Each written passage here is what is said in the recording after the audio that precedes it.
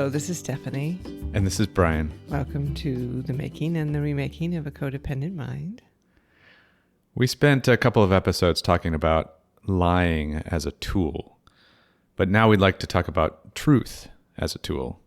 In part because, as we said in the previous episodes, there's lying at the heart of these codependent behaviors that as a cluster form this phenomena of codependency. So we were advocating for people to stop lying and tell the truth, which is kind of like, somewhat like telling people, stop being codependent. Yeah, right. It's true. It's difficult. Obviously, it's not that straightforward. Right.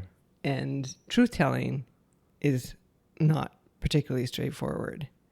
But it's one of the most powerful tools we have in our toolbox. So it is important to think about and to start practicing using it, and using it responsibly and using it well. I think what makes it especially difficult is, well, for me, lying was an impulse. It was one of my codependent impulses, but there's the kind of interim step that I found myself using, which is just say nothing, right? It's either lie or just avoid telling the truth, because truth is very vulnerable. It's very risky. It can feel very scary.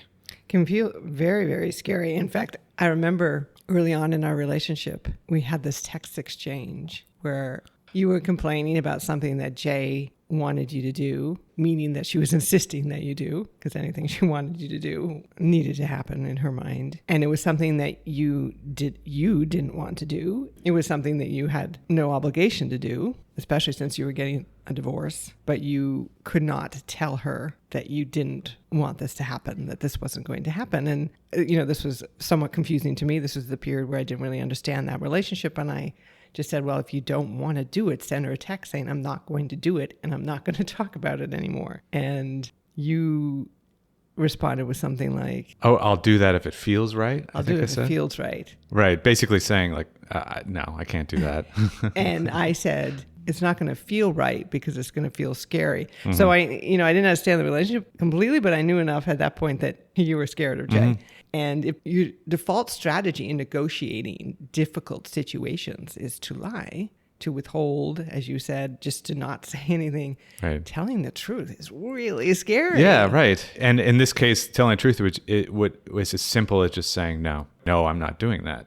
But that was just way too difficult in my mind. I thought there was going to be some kind of consequence to that. There was going to, I'm exploding it out now, immediately going into rationalization mode. If I tell the truth, it's going to complicate the divorce and all these kind of things. Like, I already had plenty of excuses before that. During the relationship, it was just like, oh, no, I can't do that because X, she's going to react this way and say this and get angry, whatever it is. Now I'm on my way out. I should be safer to say no, but I still can't because now it's going to, complicate the divorce. Something. There's always going to be some kind of consequence, some reason why I can't. But that was all rationalization. Right. It was really about the feeling, and the feeling was it was fear. Scary for you. Yes, exactly. It was uncomfortable, at the very least, to do this thing that you hardly ever did in that relationship, which was to tell the truth about yourself. But before we get a little more into truth-telling as a tool in relationships, we'll just say, like with the lying episode, we're not going to engage with the morality of truth. So this is going to be, again, like with lying, a functional account. So truth being a tool, like lying for navigating our world and for doing relationship work, which is what we said lying was as well. So setting aside the morality of lying is a tool for navigating our world and for doing relationship work. To recap some of the functionality of lying in relationships, one would be, say you need distance from someone. That's the major one. Lying is a very effective tool to create distance between you and the person that you're lying to. Yeah, and sometimes you may need to do that depending on who it is, right? I mean, so obviously we talked about it's going to be a problem if it's your partner, because then why are you trying to create distance? But there could be other unsafe situations, unsafe people, where lying is a way to actually just keep yourself safe in a situation where you need to keep yourself safe. It's a very effective tool. It creates emotional distance between you and the other person. It can create physical distance, etc. So yeah, it can be an important tool even within relationships, but really within dysfunctional relationships. Mm-hmm. Or, as you say, abusive relationships or toxic relationships. Lying may be a tool that you you need to use. Again, putting aside the moral implications. But problematically, as we were saying in the last couple episodes, distance is not what you want from your intimate romantic partner or from anyone you want to feel connected to. It's obviously the opposite of connection. And then most problematically, lying to yourself creates distance from yourself. Right. Which is what equally I did that just as often as I did lying to other people because of my powerlessness, my feelings of powerlessness. I felt as though I couldn't carry the truth in my mind. So I had to rewrite stories. And that's terrible consequences. And you experience terrible consequences from that lying to yourself. Alienation from yourself, confusion as to why things were happening to you, and shame.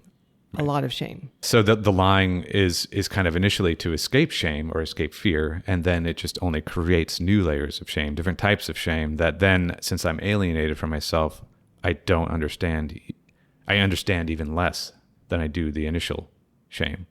So the rewriting stories process that we've talked about and that you talk about in the book was very much about bridging that distance, the distance within yourself that had been created by lying to yourself. Right. So then what we're trying to do by retelling these stories is getting to the truth. So kind of what we stated in the book is it's not necessarily about trying to get the facts perfectly correct because our memories are not always the best. But what we're trying to get to is the truth of the story. What were my emotions? What did I actually feel in this moment? And what did I do instead of what I could or should have done? What I would have wanted to do in this situation?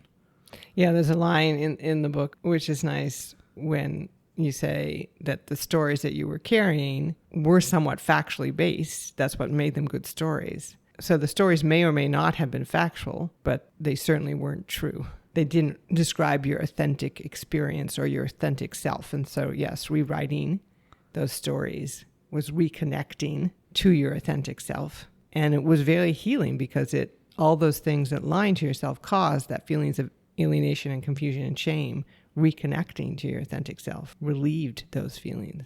Yeah, and telling the truth to myself in these cases felt just as risky and was just as scary as, say, telling the truth to someone else, because I was having to re-experience a lot, of shame that I avoided at the time that those stories happened. And I could sense that as I was like, no, there's a reason why I told it this way. And then once I do tell the truth, then I'm able to see what the reason was, why I did. And then once I retell this story, then it's basically resolved. I feel an incredible sense of relief at that point. So those are the two sides of truth, and why it's such a powerful tool is that it can feel incredibly scary and risky and vulnerable, but also once it's spoken and realized, it feels tremendous and empowering and healing. And then I feel connected to myself. I feel as though I know myself more. Similarly, when you move it into the relationship space, it has that power, both that scary, risky power, but also the ability to produce these very profound feelings of connection to other people. Not only are you not creating distance by lying, you're bringing closer by telling the truth. So it's really swinging in the other direction. We often do the what is X when we have a topic, and there's been thousands of years of discourse about what is truth, which we're not going to go into in any depth, but we're going to take it as a given that there is such a thing as truth, and that what it describes is this correspondence with the actual world around us and within us. So it's an accurate representation of the real. Mm-hmm. Okay, that's good.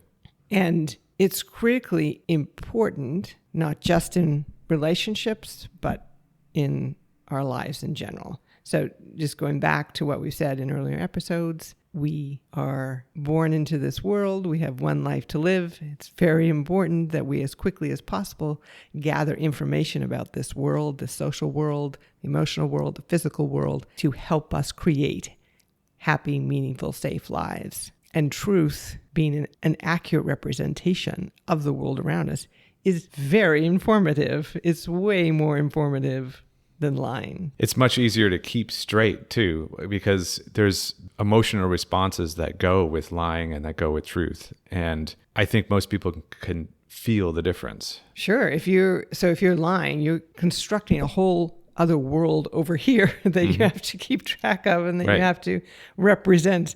Whereas if you're just dealing with the actual world, you don't have to do as much work because the actual world is doing the work for you. So yes, truthful statements, not just the truth, but truthful statements then are going to pack a lot more useful information into them than lying, because lying is actually a diversion away from an accurate representation of what the world is. So this is part of what makes it such a powerful tool in your life and then also in your relationships, because it conveys this information that both of you are going to need to construct happy lives for yourself, but also to construct a happy, safe, connected relationship. The ability to tell the truth, knowing how to do it and when to do it, is going to be an important tool in your relationship toolbox. Yes, and I think this is where a lot of people get hung up. And this is where a lot of codependent behaviors come from. This impulse to lie, but also just this confusion on when it's appropriate or not appropriate to tell the truth, and then what the truth is to begin with, or what it's not. So let's talk about what it's not first, because both of your narcissistic partners fashion themselves as great truth tellers. Right. Their style of truth is similar to what I've heard a lot of people try to tout as being this noble truth-telling pursuit, which is just basically forcing your opinion on other people. So I have an observation, like, oh, I don't like that jacket that you're wearing. I'm going to tell you the truth because it's going to do you good for me to tell you that you look ridiculous in that jacket. So they don't like the jacket. Let's say R. So R doesn't like your jacket. Yes, this was a very, very, very common daily occurrence with R. But her version of that truth was, your jacket is ugly. Yes. You look stupid in that jacket. So the truth may be that she doesn't like that jacket. That may be true. But she turns that truth into a truth about the world. Yes. Which is, the jacket that you're wearing is stupid, and or you look like a loser in it. That is not truth-telling. Using this idea of truth, which is really about their version of the world, and that everyone needed to accept that their representation of the world was accurate. And if you didn't accept it as accurate, it's just because you couldn't handle the truth. Right. I mean, common phrases I've heard that go with this is like, people that tell it like it is a common one, or say it like I see it, things like that. Which is, it's just a way of saying like, I'm a tell it like it is kind of person, meaning I have an opinion and I express it. Well, and also meaning I have this unique position to say what the world is. Yes, right. My opinion, my understanding of the world. That is reality. That is reality. That is factual off the top, which is narcissistic. Yeah. So just kind of back to the jacket example and taking the narcissist out of the picture, it's going to be much easier and more appropriate to tell the truth about ourselves rather than the truth about your partner, say. So if you said to me, I don't like that jacket, that's actually fine. And I want to know if I'm wearing a jacket that you don't like. I don't want to be told that the jacket is ugly and stupid. Well, you can't say that. Right. Yeah. Because you didn't think so and lots of people don't think so. Like that's not the truth. And right. But I am interested, because we're partners and romantic partners. If I consistently wear something that you don't like, I think that's fine for you to say, I don't like that jacket. I don't think you look good in it. I can either decide, I do. And I think I look good in it. So live with it. And I may do that if I really like the jacket. Or I may be like, oh, well, thank you. Like, I don't want to wear a jacket that you don't think I look good in. I like when you think I look good. So I might choose a different jacket, right? So if you're talking about your experience, it's going to be far more likely that you're telling the truth than if you're trying to talk about my experience or trying to lay claim to the knowing about the world and, being the final arbitrator on what's a good jacket and what's a bad jacket to wear. This is very kind of standard therapeutic advice, is to make these I statements, to talk about yourself and your own experience, because again, those are going to be the most truthful ones that you can offer. And we don't always even get that right. We can often struggle to talk about our experiences, our own experiences, in a truthful way. But it's going to be a lot easier again than trying to talk about someone else's experiences or someone else's behaviors, represent their behaviors in a truthful way. Another thing that telling the truth is not is necessarily full disclosure. So we talked about this a little in the previous episode too, near the end, where we were giving that example of the family, and if one of the children of the woman called me up, full disclosure, oh, I need to tell the truth here. So therefore I need to give every detail, regardless of the audience or the timing or any of that. It's just like, oh, it's best to just tell the full truth. No, that's not necessarily going to be the case. Well, and there's two pieces to that. There's other people are not entitled to your truth. They're not entitled to anything about you. You can have private thoughts and feelings and decide not to share them because no one is entitled to knowing what you feel or what you think. That's a privilege that needs to be earned. It's going to depend on the relationship you're in. And even in an intimate relationship, sometimes it's going to be not appropriate to share, even if you're willing to share, because the effect that it might have on another person. So we think about shame venting, something that I used to do a lot in the earlier days of our relationship. Well, first of all, the truth wasn't even clear in those cases. So I already slipped up there. But I was just giving you information. I'm not thinking about you or how you may receive it or whether you even want to know this information. I'm just blurting this out because somehow my emotional system needed to say this out loud. There's a saying, TMI, too much information, because that's a fairly common phenomenon that people will overshare. And what you're talking about is you're disclosing potentially truthful statements, but in such a way that the other person, it's a burden on the other person to absorb or interpret these statements. So full disclosure has both of those sides where one, again, no one's entitled to full disclosure, needs to be earned, but also even if you are telling the truth, there needs to be some consideration of how that is done and who that person you're telling the truth to is and what their needs are. So like in the lying episode, there are these two pieces that are going to help you decide how to use this tool of telling the truth.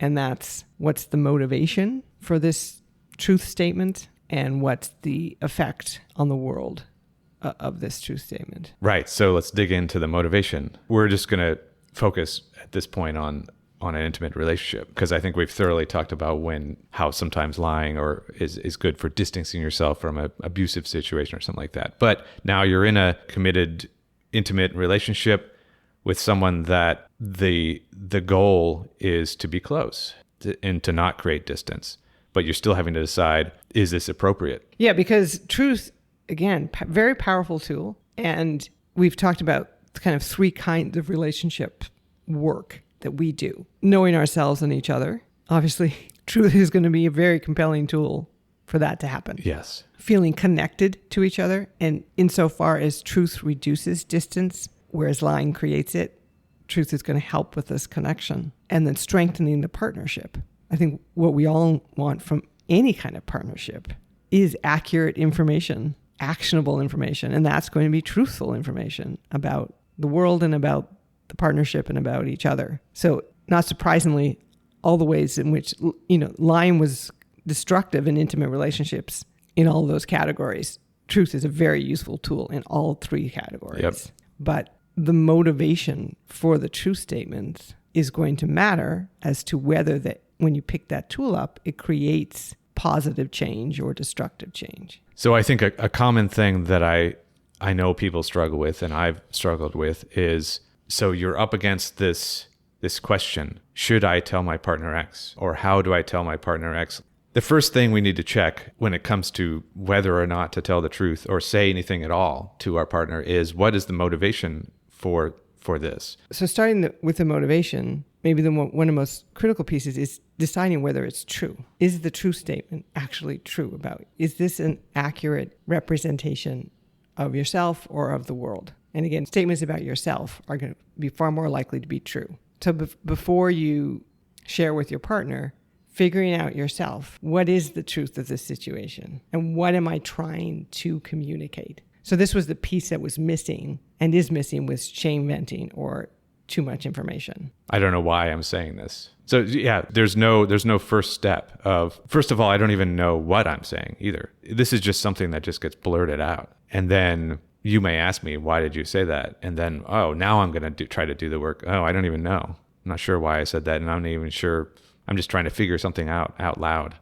And you're not even sure it's true. I'm not even sure it's true. Right. That's it. Yeah. Because I don't know what it is I'm trying to say. So yeah, that's different than doing this pre-work. It's just like, so you really want to tell somebody something. Okay, what is it that and then why do you feel as though you need to say this? Yeah. So get your ducks in a row. So if it's about, something you've really thought about, make sure you understand to some degree. I mean, obviously part of this is talking through situations, but making sure you understand what it is you're trying to communicate to the person, and that you're communicating with them in order to give them accurate information about the world, and to create this sense of connection and to be known by them. Whereas not to just relieve some shame that you have, or to control them. Like, so, our saying, you look stupid in that jacket, is just trying to control or insult you. Whereas if you took the time, maybe you have a visceral reaction to a jacket I'm wearing, but you take a little moment to think about what that reaction is. It's like, oh, I think it is that I just don't like her in that jacket. There are other jackets that I think she looks better in. Rather than off the top, you're just first emotional reaction. What a stupid jacket. Right? Yeah, it's a stupid jacket. I'm going to say it. So this kind of motivation of, like, what are the emotions that are motivating this? And am I communicating this, again, in order to give my partner, the person who I supposedly love and care for, information about their world and myself that is going to help them and us. So there's a first layer that many people, including myself, often skip over. And then the second layer being, what is the effect or the potential effect of this? And then I think this is where a lot of people go straight to, right? And all the people who engage in codependent behaviors are going to say, yourself included, well, I do that all the time. I already do that. I'm hyper-focused on the effect of my language. Right. Yeah, it's not the same thing. I mean, obviously, there can be, say, patterns. You may anticipate someone reacting a certain way. But still, the codependent response is to say, I'm not going to say this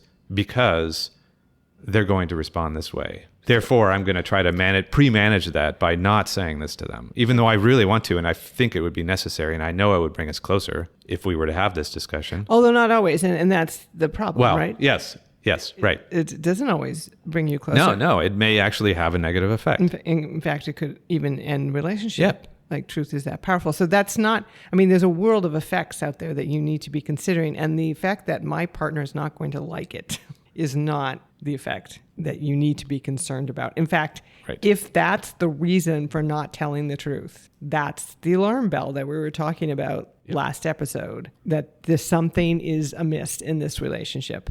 Yeah, think about the effects. And if the only reason you're not saying that is because that person won't like it, some version of won't like it, won't like you, won't be able to handle it, will make them upset or angry or anxious or leave, then that's an argument for saying it, for telling the truth, not an argument against telling the truth. Right, exactly. But that does not get you out of being thoughtful about the way that truth is presented and about what they could reasonably do with that truth. So the telling of the truth, the motivation, as we were saying, needs to come from this place of authenticity, where you have a reasonable grasp of what that truth is, and you think that truth is important information about the world, about yourself, about the partnership. So you need to share that with your partner.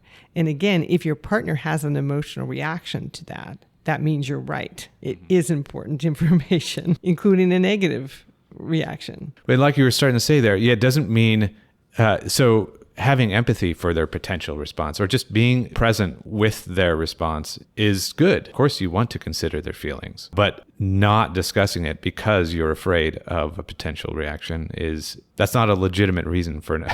Because you want a reaction. That's kind of the point. Like, it's not important information or actual information if there's no reaction, which is, again, part of the problem with the shame rent, TMI. You tell me, and it's like, well, what do you want me to do with this information? Like, why do I need this information? How is this helpful in making me know you? Well, it's not, because you don't know why you're saying it. Right. How is it helpful in our relationship? It often was the opposite, because I didn't know what to do with that. I didn't know what to do with much of this information. So similarly, if you tell me that jacket looks stupid, like, what am I supposed to do with that information? Like, oh, thank you. Should I not wear it? Or should I throw it out? Like, should I, what she wanted is for you to feel bad about yourself for wearing it.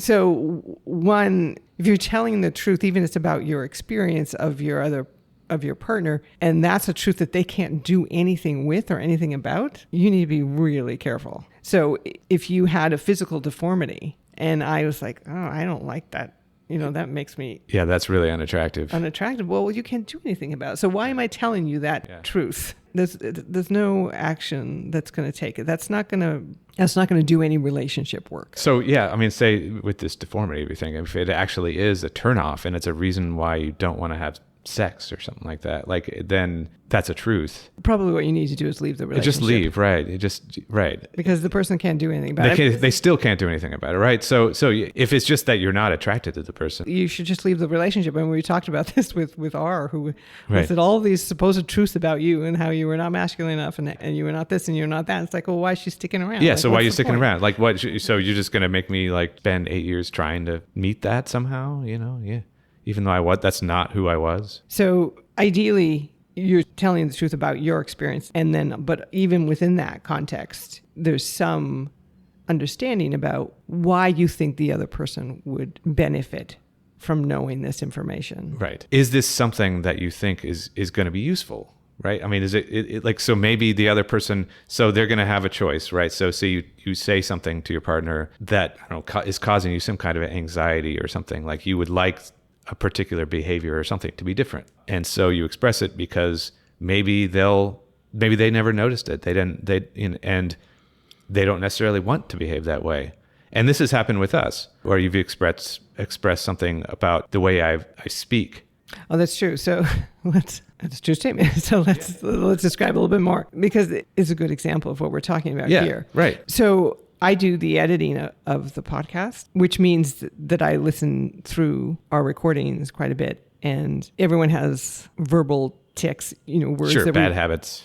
But both of ours become more obvious when I'm listening. And you have a couple in particular, which I never noticed for years. We talk all the time and every day, and I never noticed these. But once I started editing the podcast, I noticed them in podcast because I'm taking them out a lot. I'm not going to say them because then the podcast listeners will start noticing them. Because there's going to be some in there still, right? Yeah, there'll still be some in there. Yeah. So I started to notice them more when we're just talking, when we're out talking or we're, having a drink and talking. I started to notice these, and they just started to kind of irritate me. Yeah, distracting, right? I mean, and that's the main thing, right? They became distracting. Right. They pulled me out of the conversation. Right.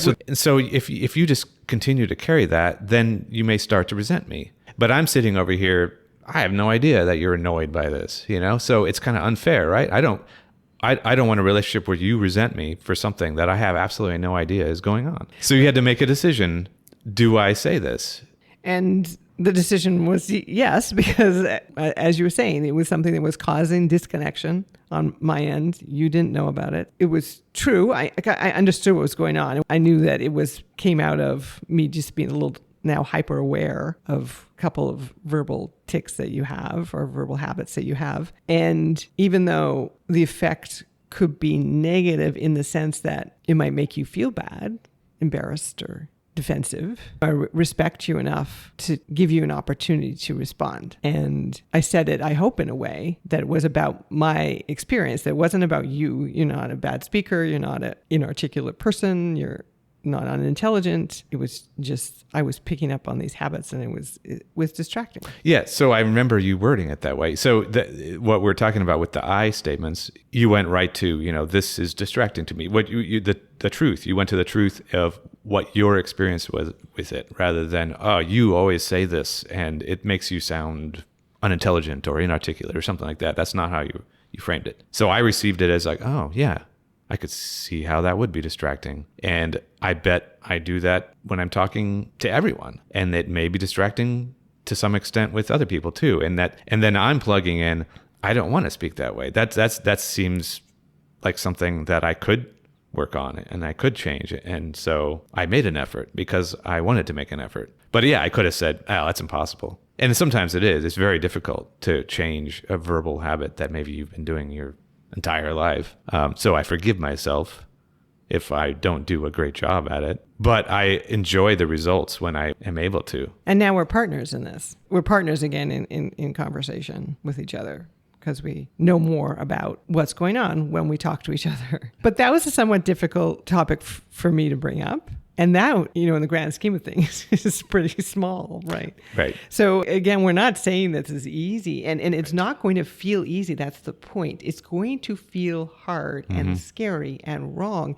And you hear that a lot too, I think, on, say, codependent discussion boards, and that, say, I broke up with my partner, like the ultimate scary truth. I don't want to be with this person. Yeah, right. And this person's not going to like that truth right. all. And people say, I did it. I feel terrible, which is kind of actually what happened, right, with you and Jay. Like when you told her that you didn't want to be in the marriage anymore. Yeah, right. Yeah, I mean, that was extremely difficult, obviously. And then kind of as expected, I just felt awful, like I just betrayed someone, or you felt you did something terrible just by telling the truth. Just by, telling the truth and saying, no, this relationship's over for me. You can't rely on how you feel about telling the truth as a good guide to whether that was appropriate or not. What you can do is you could say, I'm feeling fear about telling the truth, and then explore that fear. Why am I afraid? And that's what you do. So that's how you use the fear, is just, why am I afraid?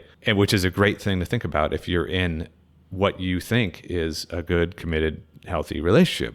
Why are you afraid? Why is telling the truth to this person so scary? What is it about this person, this relationship, that you think you can't tell the truth? So again, truth is a very powerful tool. It can also be a very difficult tool to use. It takes some practice, but you can get better at it. But you're only going to get better at it if you do practice it, if you kind of overcome these initial impulses, these codependent impulses to divert or to not disclose, to suppress those emotions. It's actually pretty amazing how much easier it makes things most of the time, though. When you've done this work and you go, okay, this is the truth. Yes, this is a true statement.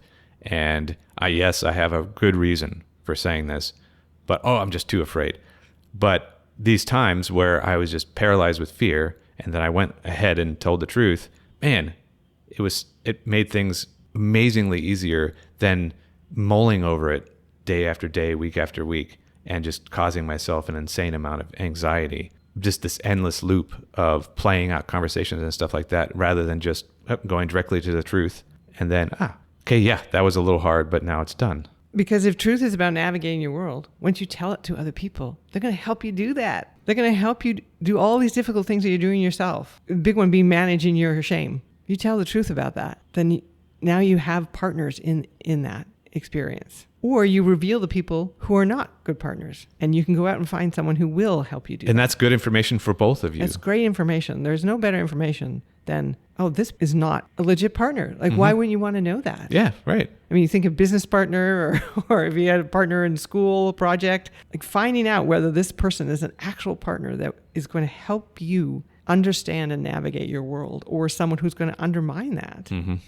Not even for bad reasons, just for maybe they're just not capable of being that person for you. That's great information. And telling the truth in this responsible way is going to help you do that. That's our truth. That's our truth. And we're sticking with it. That's right. Thank you for joining us for another relationship tool. And you'll hear from us in a couple of weeks.